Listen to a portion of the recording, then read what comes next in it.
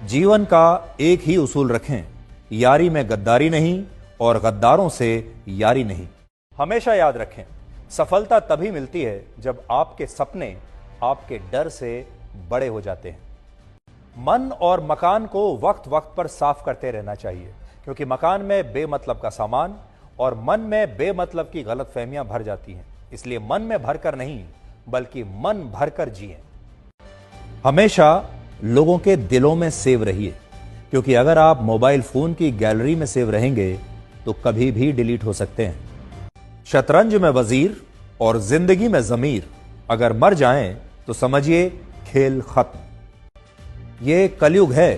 यहां माता पिता जानते हैं कि वो रह तो रहे हैं अपने बच्चों के घर में, लेकिन वैसे नहीं जैसे बच्चे रहते थे उनके घर में।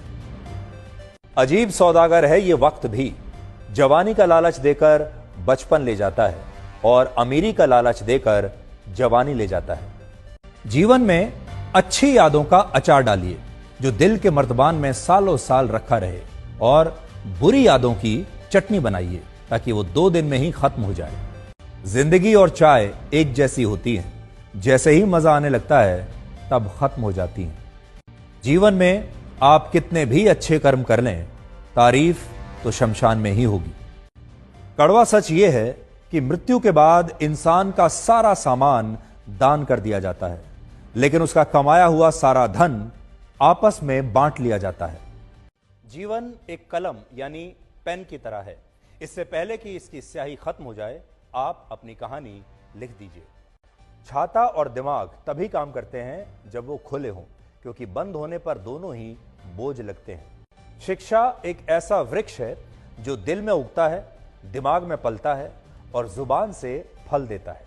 जिंदगी को समझना बहुत मुश्किल है, क्योंकि कोई सपनों की खातिर अपनों से दूर रहता है और कोई अपनों की खातिर सपनों से दूर रहता है। कितनी अजीब बात है, आंखें तालाब नहीं फिर भी भर आती हैं, दिल कांच नहीं फिर भी टूट जाता है, और इंसान मौसम नहीं फिर भी बदल जाता है।